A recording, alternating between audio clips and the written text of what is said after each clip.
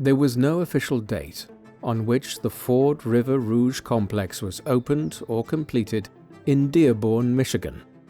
Instead, the first parts of this vast industrial factory were set up in 1917 to begin manufacturing Eagle-class anti-submarine ships for the United States government, which had just entered the First World War. The post-war economic crisis meant that Henry Ford, the founder of the Ford Motor Company, did not immediately begin expanding the factory after the war ended, but with the advent of an economic boom in the mid-1920s, he plowed money into it. By 1927, when automobile production began here on a vast scale, the River Rouge complex had been built into the largest factory complex in the world, with sections that allowed Ford's Model T and other cars to be built from scratch all on one site. Prior to the Wall Street crash of 1929 and the onset of the Great Depression, it is believed that 100,000 people were employed here. Today, Dearborn has become a part of the wider city of Detroit.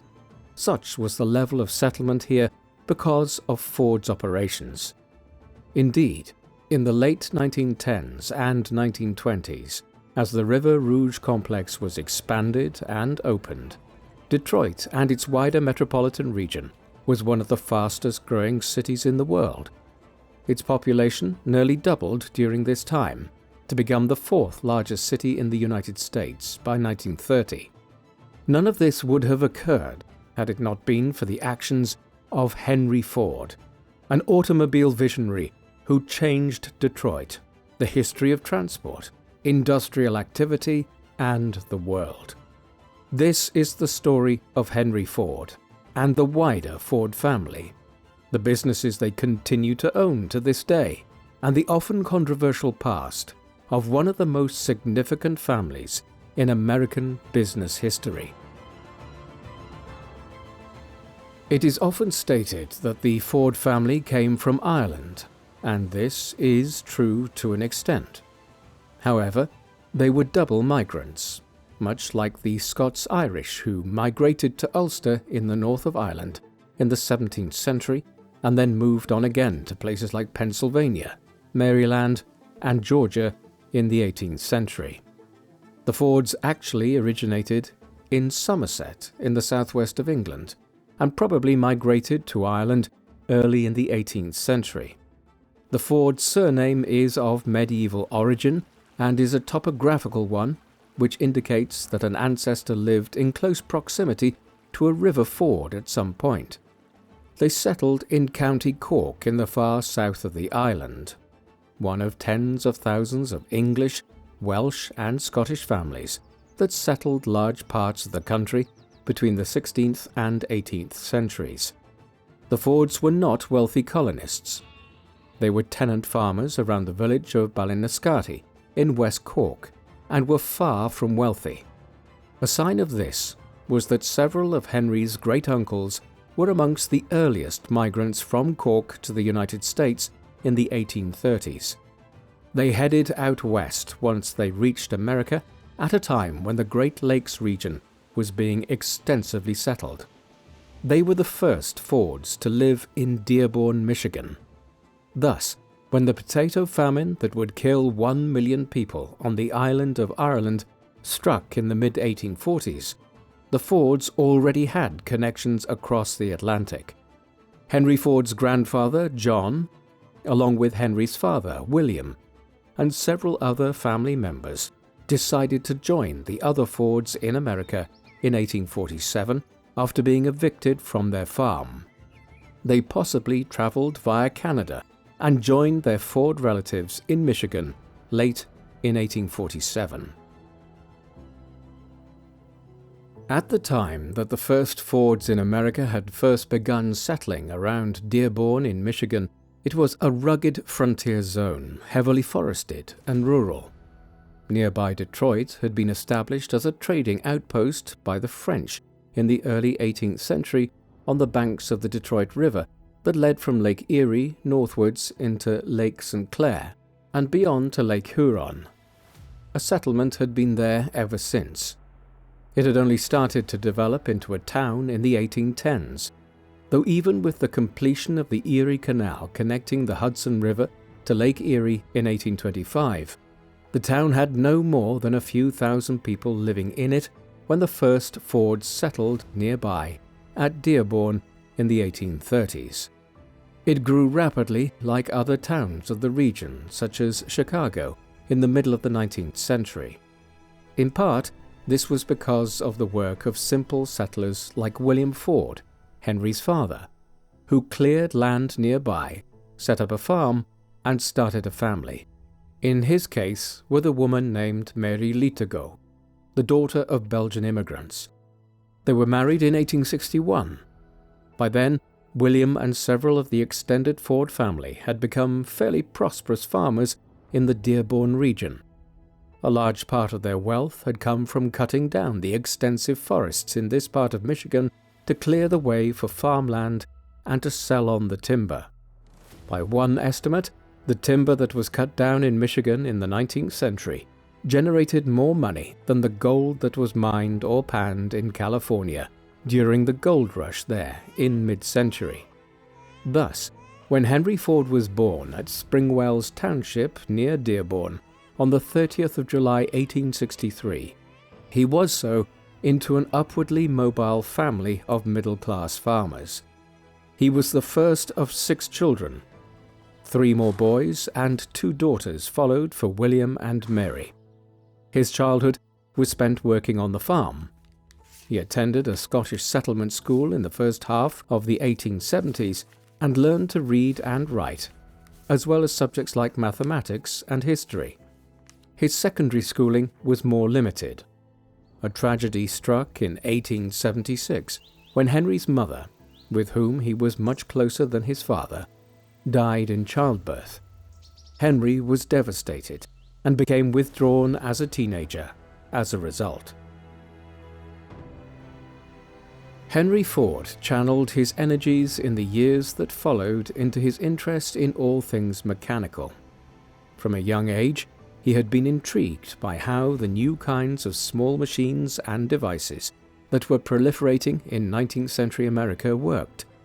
He took apart clocks and watches and tried to figure out how they worked by engaging in a primitive form of reverse engineering. On the farms of Michigan and in the towns, he saw new machines powered by steam being introduced to help with farm work and other kinds of labor, and in 1883 he would have witnessed the first demonstrations of electrical lighting in Detroit, a year after Thomas Edison had begun to electrify New York City. By then, Ford's amateur interest in engineering and mechanics had led him to moving from the family farm near Dearborn to Detroit and starting an apprenticeship with a machinist. After a couple of years in the city, he returned home and set up his own workshop repairing the steam machines and equipment of local farmers. This included working on Westinghouse farm engines.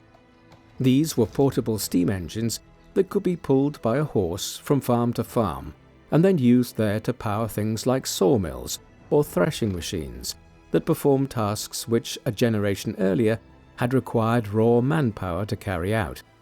In tandem, Ford experimented with building his own steam engines. This period of teaching himself culminated in 1891, when he acquired a job as an engineer with the Edison Illuminating Company in Detroit, expanding the electricity network in the growing city. Henry Ford would soon start experimenting with building novel types of automobiles. Theoretically, the first steam-powered automobile had been built as early as 1769, when a French inventor named Nicolas-Joseph Cugnot built a machine that was capable of carrying a person forward on top of a carriage of sorts, fueled by a steam-powered locomotive. People experimented with refining this concept for decades to come. However, steam engines were too large and required too much coal in those days for it to be practical to build effective carriages for personal transportation. Instead, innovation by the 19th century focused on building large wagons attached one to another and propelled forwards on tracks using heavy steam engine locomotives. The railways were born in the mid-1820s and were at the centre of transport innovation and infrastructure development for the next half a century. By the time Ford was born, many inventors were returning to the idea of trying to build a machine that a person could use for personal transportation, unrestricted by a railway line. The 1870s and 1880s were the crucial period. Inventors all across Europe and North America were trying to build a machine that could carry people safely and at a high enough speed to make them useful. They attempted to do so using various methods. For instance, the first electric car, the Flocken Elektrowagen, was built in Germany in 1888. The breakthrough came when several inventors in countries like Germany, Austria, and the US all realized in the space of a few years, from the mid-1880s onwards, that the best way to build automobiles was using an engine fueled by liquid propellants like petroleum, kerosene, or ethanol. This allowed for smaller engines and faster travel. Carl Benz began making cars in Germany in 1885. Peugeot started their automobile operations in France a few years later. Tatra was in operation in the Austro-Hungarian Empire by 1897, and Renault was founded in France in 1899. The same year, Fiat was set up in Italy. The automobile revolution had begun. These companies are amongst those which survived and became household names. Like any period of great innovation, like the digital revolution of modern times, for every Renault and Fiat that became a household name and still exists today, there were 20 that came and failed over the space of a few short years. Initially, Henry Ford was amongst the latter. Already in the 1880s, he had been experimenting with various types of steam engine. In the early 1890s, after he started working for the Edison Company in Detroit and was financially secure enough, he started focusing on building an automobile with a gasoline-fueled engine, inspired by what he read about such innovations in Europe. Over the next several years, he built several prototypes, such as the Ford quadricycle. This was basically modeled on the idea of two bicycles side by side, with a seat in between them and a gasoline engine attached. It formed the basis for later experimentation. By the start of the 20th century, his models had advanced sufficiently that he teamed up with two different backers to form two separate companies, the Henry Ford Company in 1901 and then Ford and Malcolmson Limited in 1902. Neither was successful, and Ford soon left, though the Henry Ford Company, it should be noted, was the nucleus of the Cadillac Automobile Company, which became enormously successful later on. Ford also started his family during this time. In 1888, he married Clara Jane Bryant, the daughter of a farmer, Melvin Bryant, and his wife Martha, who lived near Henry in Michigan. They only had a single child, a boy who they named Edsel, born in 1893, and who was named after one of Henry's closest friends since childhood, Edsel Ruddiman. In June 1903, Ford founded the third automobile company bearing his name in just over 2 years, the Ford Motor Company. This version would succeed beyond his wildest imagination. In a way, it was a reorganization of Ford and Malcolmson, as Henry convinced several of his earlier investors to accept a stake in the new entity in compensation for the company that had just folded. A Detroit banker, confectioner, and businessman by the name of John Simpson Gray was brought in as the first president of the company and to manage the practical business side of it, as a number of the investors felt that this was not Ford's strong point and he should stick to designing cars. Gray stayed as president until 1906, when Ford took over the position. The company gained momentum within months. His designs had come a long way from the Ford quadricycle. On the 12th of January 1904, at New Baltimore in Michigan, he demonstrated the Ford 999 Racer, a car he had been developing for several years, and which he set a new land speed record with that day of 91 miles or 147 kilometers per hour. This was a racing car, and not practical as an automobile that could be mass-produced and sold to the public to revolutionize private transport. However, setting the land speed record generated a lot of publicity and further investment into the Ford Motor Company. With this, Ford was able to hire more people, set up new workshops, and begin work on the car that would make him famous and rich and transform the world of transport: the Ford Model T. The Ford Model T was a practical car. Its name derived from the fact that this was the 20th model of automobile that Ford had worked on, and T is the 20th letter of the alphabet. Initially, it had a car that could comfortably fit 2 people, although over a 20-year production history, various models were introduced that could fit up to 6 people. The steering wheel was on the left. There were no hard and fast rules about this at the dawn of the 20th century, and Ford's design decision would ultimately be responsible for the development of the left-hand side as the side the driver sits on in the United States. The car had 4 relatively evenly sized wheels. It was an open car to begin with a retractable roof that could be pulled up if it rained.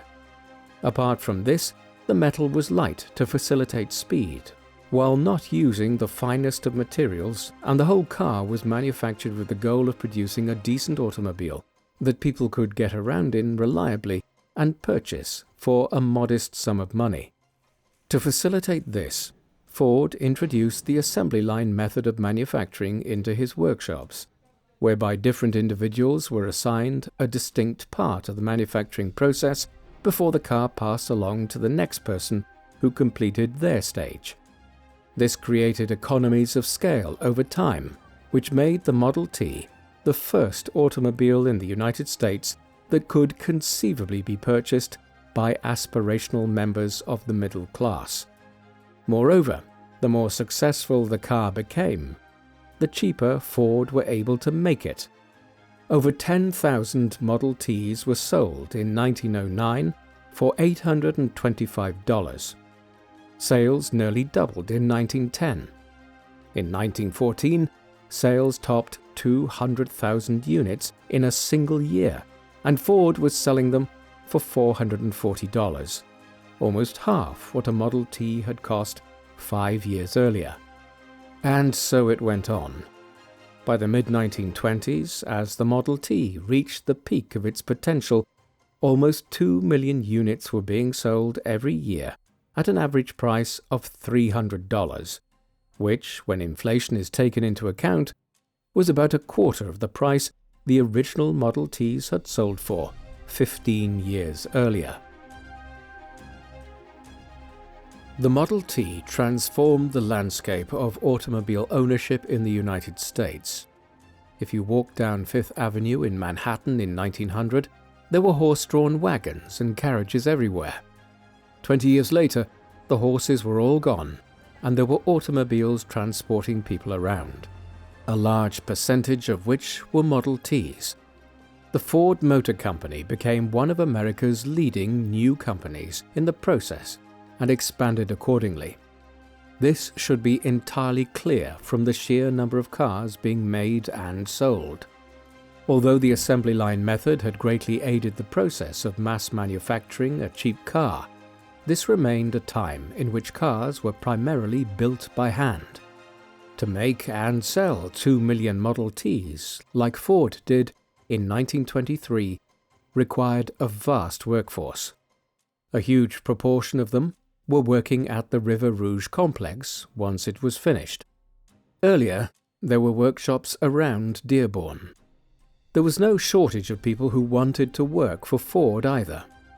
In 1914, he had made it publicly known that he was willing to pay $5 a day for committed workers, and that his employees would only be expected to work 8 instead of the typical 9 hours a day.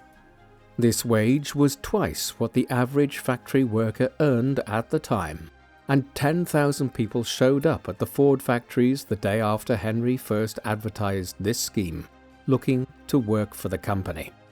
As the years went by, Ford also mimicked the great industrialists of the Gilded Age and bought up his competitors, companies like the Lincoln Motor Company.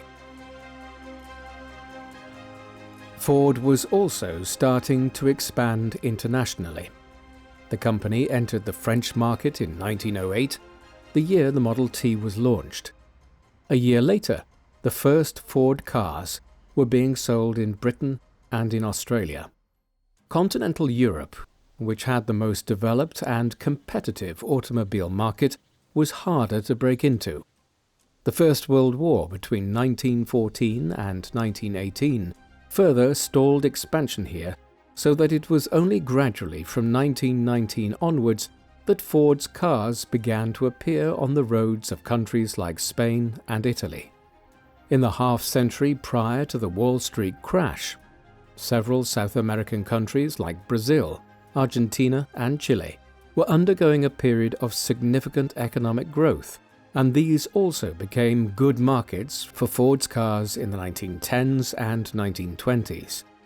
To facilitate all of this international business, Ford decided that he needed plants elsewhere other than in Michigan. He chose a novel place to do so, which highlights his pride in his Irish-American heritage. In April 1917, Ford set up a factory in County Cork, the part of the south of the island where his father and other relatives had lived up until the 1830s and 1840s. The factory took 2 years to build, and its focus was on Ford tractors for the European agricultural market to begin with. Eventually, work on the Model T began there too. Ultimately, the Ford enterprise in Ireland would survive through many evolutions down to 1984. Ford had also provided a template for Ireland's future economic success. The country's economy was resoundingly based around agriculture and remained so until the second half of the 20th century.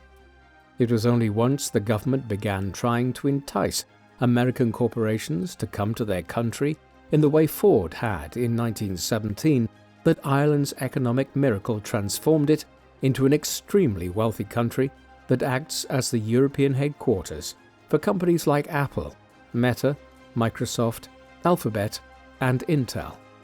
None of it might have happened without Ford's example. Ford's work and the development of the Ford Motor Company at Dearborn and the wider Detroit region was a major factor in the expansion of the city into the automobile manufacturing capital of the world in the 20th century. When he started his operations, Detroit was a fast-growing city of around 300,000 people. This was at the start of the Great Migration, an era in American economic history when millions of people migrated from rural communities, often in the southern states, to the major industrial cities, typically in the northern states. Detroit was a major center of this migration. Because of Ford's activities, a huge chunk of these workers found employment in the automotive industry or the service industries attached to it. Detroit's population skyrocketed as a result. It topped 450,000 people by 1910, then more than doubled to nearly 1 million people by 1920, and continued to grow to nearly 2 million by mid-century. The city expanded geographically too. In 1927, Dearborn was designated as a city based on its expansion under Ford's influence, but it effectively became a suburb of Detroit and then a core part of the city itself. While Ford was responsible, broadly speaking, for the development of Detroit and Dearborn, into major centers of automobile manufacturing, there were other players in the state of Michigan as a whole. While Ford was still tinkering with his first steam engines in 1886, William C. Durant had established a carriage-making business in the town of Flint, north of Detroit. The company diversified into automobiles in the early 20th century and morphed into General Motors in 1908, the year Ford launched the Model T. Indeed, Durant unsuccessfully tried to buy Ford's company in 1909. The triumph of General Motors and Ford in Michigan acted as a magnet for further automobile companies to develop here, and in 1925, when the Maxwell Motor Company was reconstituted as the Chrysler Corporation, it set up its headquarters at Highland Park in downtown Detroit. Michigan's population and prosperity swelled as a result. By the 1950s, the Big Three, Ford, General Motors, and Chrysler, dominated the automobile industry in the United States and controlled over half of the global market. Henry Ford and William Durant were the two individuals responsible for this. Henry Ford's impact was felt even beyond Detroit and Michigan. The industrial methods he had pioneered at his factories at the start of the 20th century were soon being mimicked across the United States and beyond. Fordism, as these methods are sometimes referred to, was about mass-producing products on assembly lines and creating economies of scale over time that allowed for more goods to be sold at a cheaper price. This was a development on the factory method which had been established in Britain in the 1760s and 1770s at the start of the Industrial Revolution. For starters, assembly lines were simply more efficient than traditional methods of having a skilled worker produce a product from start to end. By having groups of workers who each carried out one specific part of the manufacturing process before the product was moved along to the next person in the process, the whole process was drastically shortened. Moreover, as each worker in the process became more skilled, greater economies were achieved. Using these methods, it became possible to manufacture the chassis of the Model T in around 12 hours on the Ford assembly lines. A few years later, as the system was refined over and over again, it took 93 minutes. These methods were adopted all over the world as industrialists and business people saw the success of the Ford Motor Company. Fordism transformed modern industrial development. These are the more celebrated elements of Henry Ford's life and career. Unfortunately, there was a troubling aspect to his personality. Ford was a virulent anti-Semite. There is no doubt about this. In 1918, Ford purchased a local newspaper called the Dearborn Independent. Beginning in 1920, the paper began publishing a series of extremely anti-Semitic articles. The titles alone point towards the anti-Jewish sentiment expressed in them. These included Jewish Power and America's Money Famine, Jewish Idea Molded Federal Reserve System, and the Economic Plan of International Jews. These fed into the idea that was common in Ford's day, that Jewish businessmen and financiers like the Rothschild dynasty of European bankers controlled the world clandestinely through their influence over global finance and monetary policy. This conspiracy theory had been infamously described in The Protocols of the Elders of Zion, first published in 1903 as an alleged blueprint for how the Jewish people were taking over the world through control of international finance. The Dearborn Independent was published down to 1927, when Ford closed it after several lawsuits. He had managed to gain a national distribution prior to this by promoting sales of the paper through Ford car dealerships, meaning that Ford spread anti-Semitic ideas throughout America in the interwar era. Moreover, The paper's anti-Semitic articles were later published as a book entitled The International Jew, which was translated and distributed across Europe, further deepening anti-Semitic feeling there in the period leading up to the Holocaust. Adolf Hitler referred to Ford as a, quote, single great man, and kept a portrait of him in one of his offices. There is no doubting Ford's anti-Semitism. The Wall Street crash and the Great Depression had floored new car sales in America. Output fell by 75% between 1929 and 1932. They gradually began to increase again in the mid-1930s as President Franklin Delano Roosevelt's New Deal economic program lifted the country slowly out of the Great Depression. Yet Ford was facing wider systemic problems. In the 1910s and 1920s, Henry had become overly reliant on the success of the Model T and had failed to innovate.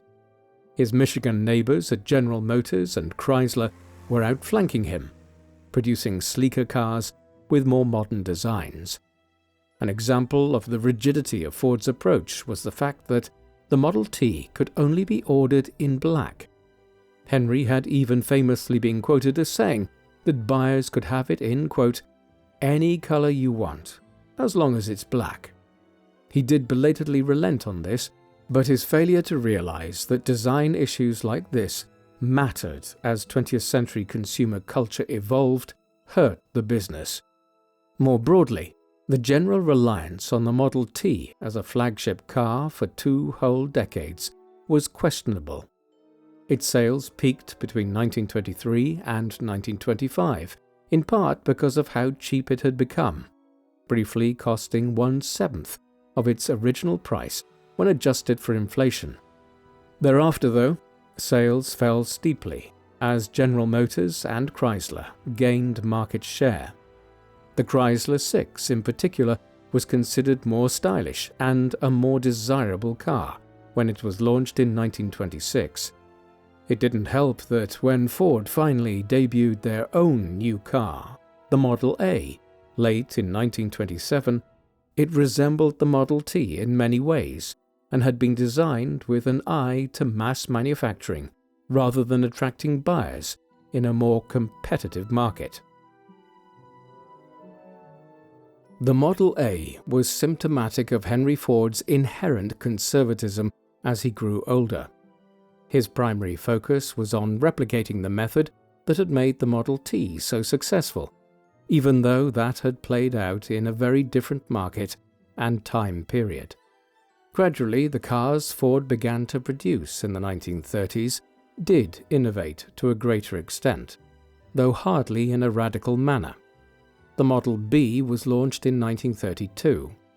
Visually, the car was a 2-door sedan that looked more like an evolution of earlier Ford models than a new departure. Where it broke ground was in terms of what was under the hood. The Ford Model B was the first mass-produced, affordable automobile to have a V8 engine, meaning it had an 8-cylinder piston engine with 2 banks of 4 cylinders arranged in a V shape. This was more powerful than earlier engines and also created more balance, making the driving experience smoother for the driver and passengers. By the mid-1930s, Ford began introducing more innovative models under the influence of Henry's son. Henry also had an impact in a lot of other regions and fields of industry during this time in ways that are seldom appreciated. Back during the First World War, he had taken on contracts for producing airplanes for the US government. He remained interested in aviation, and in 1924, he purchased the Stout Metal Airplane Company. The following year, the company began work on the Ford Trimotor.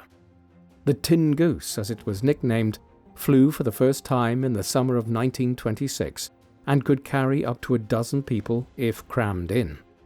It is considered the first passenger plane designed for mass transport. Ford might well have broken into the passenger aviation industry in another age, but he was ultimately too ahead of his time here, and mass passenger planes would not enter widespread use until after the Second World War. Other elements of Ford's non-conventional work during these years included taking on a contract from the government of the Soviet Union in 1929 to begin developing Russia's first major automobile factory at Nizhny Novgorod. The Gorokhovsky Automobilny Zavod factory continues to operate in Nizhny Novgorod to this day. The range of cars the Ford Motor Company was producing began to shift slightly in the mid-1930s under the influence of Henry's only child, his son, Edsel. He was born in 1893. From a young age, he would tinker around with cars with his father, who naturally assumed he would take over the business down the line. Edsel began working in the main office of the Ford Motor Company in his early 20s. By the 1920s, it was clear that his views on automobiles were very different from his father's. Edsel was not purely a practical businessman and liked sports cars and cars with a higher design element. He was partly responsible for the purchase of the Lincoln Motor Company in 1922, another Detroit-based carmaker. Lincoln produced cars geared at the luxury market, and even today operates as a sports car division of Ford. Under Edsel's influence, the Lincoln Zephyr was launched in 1936 as a high-end yet nevertheless affordable luxury car. The four-door sedan cost $1,320 at launch. It came on the heels of numerous other models Edsel had directed the engineers at Ford to work on in the 1930s, notably the earliest models of the Ford Coupe, several different roadster-type cars designed for two people to drive at a higher speed, the Deuce range of Fords, and the so-called Ford Hot Rods. These were not the kind of mass-market, bread-and-butter cars that the Model T had been, and that the Model A and Model B were trying to be. They do point towards a more adventurous approach on Edsel's part. In the 1930s, Henry Ford became more involved in politics. After the Second World War broke out in Europe in 1939, he became a vocal supporter of the United States staying out of the conflict. He was viewed as sympathetic to Nazi Germany on account of his publicly stated anti-Jewish views, while in 1938 he had been awarded the Grand Cross of the German Eagle by the Nazis to mark his 75th birthday. In response to the outbreak of the war, Ford joined the America First Committee when it was formed in September 1940 to lobby for strict American neutrality in the war. Charles Lindbergh was another famous member. Ultimately, the committee was disbanded in December 1941, a few days after the Japanese attack on Pearl Harbor. After the US entry into the war, Ford completely repurposed his factories into producing airplanes, tanks, and armored vehicles for the war effort, a process that was being replicated in factories of all kinds countrywide. Ford built the Willow Run factory complex, which became known for mass production of the B-24 Liberator heavy bomber plane during the war. Over 18,000 of these were built during the war, making it the most widely produced heavy bomber plane in history. Around 35% of these were built in Ford's factory. Thus, while Ford might have been an isolationist prior to US entry into the war, his company certainly contributed to the war effort once America entered the fray. The war years had brought a family tragedy for Ford. In May 1943, his only child, Edsel, died of stomach cancer at 49 years of age. It had spread before it was detected, and surgery proved unsuccessful. Henry was devastated, and the company was left rudderless to an extent. Henry, after all, was 80 years old by then, and Edsel had been in charge of the day-to-day running of the company to a considerable degree for many years, although Henry continued to hold the position of CEO with Edsel operating as president. When Edsel died, he stepped back in to try to manage things more closely. It was not a satisfactory arrangement. Henry's health was declining and he had experienced multiple heart attacks or strokes. Eventually, he was convinced in 1945 to hand control to his grandson, Henry Ford II, Edsel's eldest son, who was entering his late 20s at the time and who had started working for the company not long before, having completed his term of service in the US Navy. Henry Sr. ultimately died on the 7th of April 1947 at 83 years of age. By then, his grandson was in the process of overhauling the company to try to save it. The business had been losing millions of dollars, and Henry Ford II aggressively intervened to change things. He was aided by his brother, Benson Ford, a more design-oriented vice president who contributed a lot to the design of the 1949 Ford.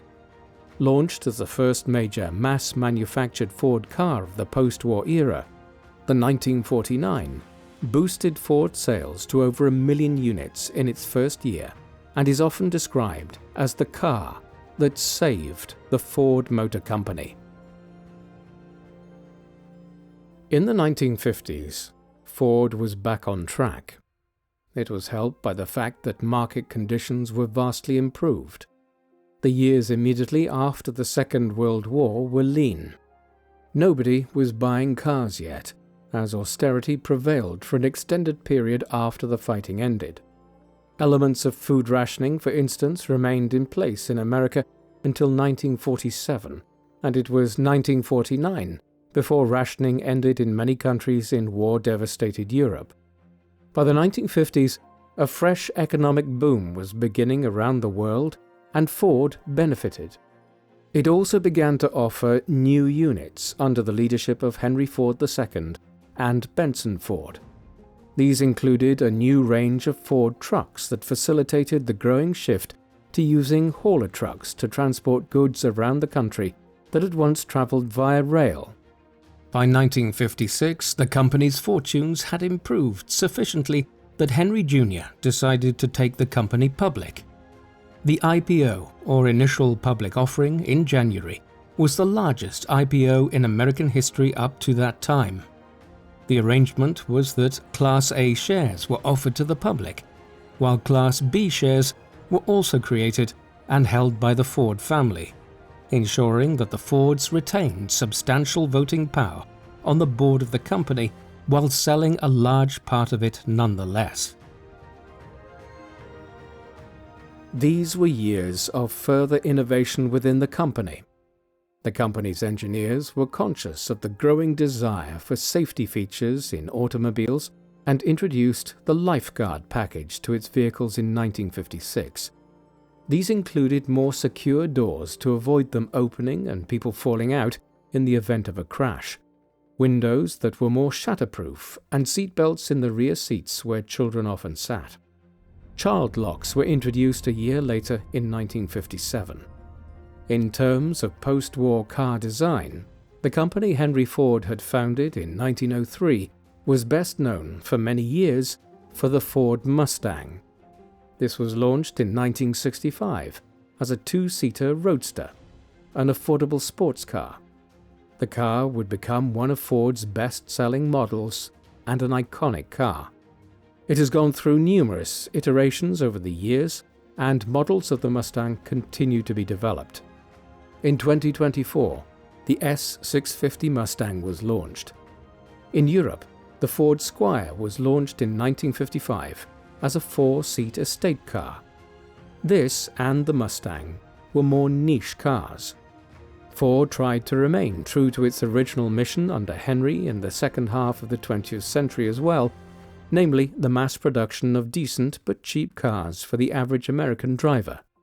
To this end, in 1970, the company began producing the Ford Pinto, a subcompact car that was small, quick to build and manufacture, and sold well in the two-door version. It was succeeded a decade later by the Ford Escort. This was marketed as a world car, meaning it was sold around the world by Ford and was viewed as its hallmark car model in the way that the Model T had been in Henry Sr.'s day.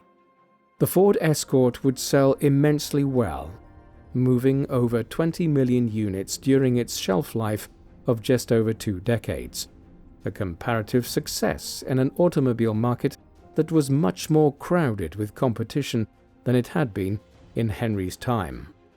A final noteworthy car produced by the company in these decades was the Lincoln Futura.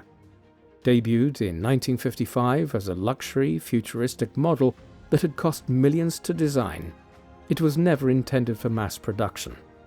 Most people are familiar with it though. A decade later, it was used as the model for the Batmobile in the original Batman television series, starring Adam West. The Mustang, Pinto, and Escort were launched during a period of change in the management of the Ford Motor Company. In 1956, after the IPO, the management structure of the company changed. While Henry Ford II remained as CEO, Ernest R. Breech, a well-known business manager who is also synonymous with Trans World Airlines, took over as chairman of the board. It was the first time since the first years of the company when John S. Gray had briefly served as CEO so that Henry Sr. could focus on designing the company's first models, that a member of the Ford family had not headed the company. Henry Ford II would continue to play a major role in affairs down to the end of the 1970s, when he began resigning his positions. He was replaced by Philip Caldwell, who for many years prior to this had managed Philco, an electronics company that Ford bought in 1961.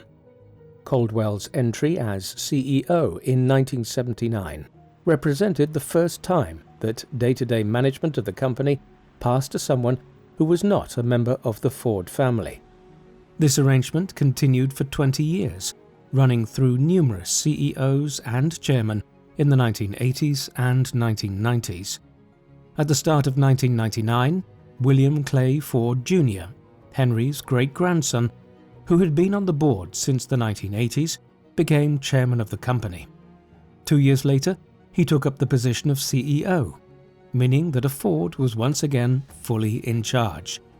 His position was changed to that of executive chairman in 2006, but he continues to play a role. This makes the Ford family unusual amongst the great business dynasties that emerged in America prior to the World Wars, in that members of the family continue to play a very active role in the business to this very day. The third and fourth generations of the Ford family, Henry Sr.'s grandchildren and great-grandchildren, were involved in endeavors beyond the Ford Motor Company.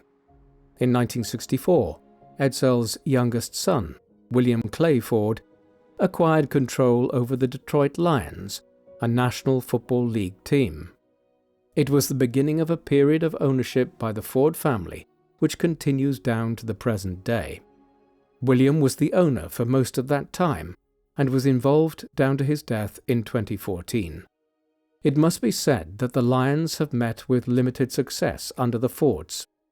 They are, for example, one of only 4 NFL teams that have never appeared in a Super Bowl final. This contrasts sharply with their success in the 1950s, before Ford took over and before the Super Bowl commenced in 1967. The team won 3 National Football League championships in the 1950s, in 1952, 1953, and 1957. The Ford family has also engaged in philanthropy over the decades.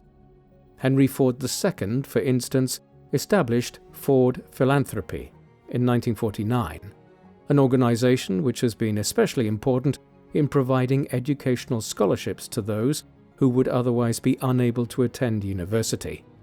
It must also be acknowledged that, whatever his other failings, Henry Sr. played a major role in fostering the idea that companies flourished if they paid their workers a decent wage for a reasonable amount of work, creating the template for the post-war idea that someone could work a 40-hour week buy a home, and raise a family. It didn't hurt that they would also be able to buy a car, preferably a Ford. In the late 20th and early 21st centuries, the Ford Motor Company has produced a number of iconic ranges of cars. The Ford Fiesta had been introduced as a car primarily for the European market in the mid-1970s. 7 generations of it were produced down to 2023, when it was finally discontinued. Over 22 million Fiestas were sold over nearly half a century, making it an extremely successful Ford model. The Mondeo followed in 1992. The word Mondeo comes from the Latin mundus for world, and was indicative of this being considered one of Ford's so-called world cars, leading models which were made for global mass production. Millions have been sold, and versions of the Mondeo were even entered into sport competitions like the British Touring Tour Championship. Perhaps the most successful of modern Ford cars is the Ford Focus. First launched in 1998, the Ford Focus went through 4 generations and was only completely discontinued in 2025. It has sold millions of units, over 1.3 million alone in the United Kingdom. As it phases out the Ford Mondeo and the Ford Focus, the company, with the backing of the Ford family, are moving towards introducing modern versions of older models like the Ford Mustang. The Ford family is alive and well today. Because Henry Ford had only one child, the dynasty is not as large as similar leading American business families of the Gilded Age. For instance, the Vanderbilt dynasty is absolutely huge, a major factor in how Cornelius Vanderbilt's vast wealth was diluted and lost in the century and a half since his death. The last of Henry's grandchildren, William Clay Ford Sr., was alive down to 2014. Henry's great-grandchildren were born between the 1940s and 1960s and are alive today. As we have seen, William Clay Ford Jr. has played a leading role in running the Ford Motor Company. His sister, Sheila Ford Hamp, is the chairwoman of the Detroit Lions. The team seems to be doing better under her ownership and qualified for the NFL playoffs in 2023 and 2024. Edsel Ford II, a son of Henry Ford II, worked for the company as well and was heavily involved in the motor racing division of the company, especially in NASCAR. Not all family members have become involved in the family businesses. Alfred Brush Ford, a son of Josephine, Edsel Sr.'s daughter, is a committed Hindu who since 2009 has been investing money into erecting the Temple of the Vedic Planetarium in West Bengal in India, the largest modern Hindu temple complex anywhere in the world. Hence, not all of the Fords have been exclusively immersed in the company Henry Ford founded in 1903. Generally speaking, we don't hear a lot about the Ford Motor Company anymore. Anyone who is tuned into the news cycle will be used to hearing about car companies like Tesla or BYD in China, primarily because of their owners or because of concerns that Chinese electronic car makers like BYD have achieved such economies of scale that they threaten to completely undermine American and European manufacturers if left to operate without some kind of tariffs on their products in Western markets. We also hear about traditional automobile giants like Volkswagen and the difficulties they are experiencing in modern times. Ford barely features, yet the company which Henry Ford established in 1903 remains an important player in the industry, controlling about 8% of the global market, hardly a negligible figure. It is a testament to Henry Ford's work. Hailing from a family of immigrants from Ireland with English heritage who settled in Michigan in the 1830s and 1840s when it was part of the American frontier, he largely trained himself as an engineer. His interest in inventing led him to devise pioneering automobiles in the 1890s and then to set up several companies in quick succession at the start of the 1900s. 5 years after he founded the Ford Motor Company, the entry of the Ford Model T onto the market transformed the automobile industry. It isn't an exaggeration to say that it changed the world, revolutionizing how people traveled and how manufacturing in America was undertaken. Nonetheless, he was a controversial character, a clear anti-Semite, and a man of contentious political views.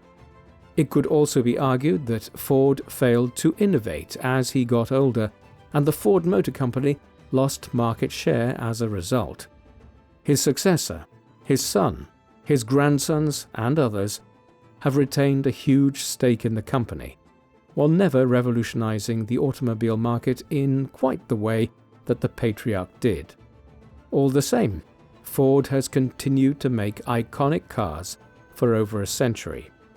Its legacy is best seen in Detroit, the city which Ford made into the car manufacturing capital of the world.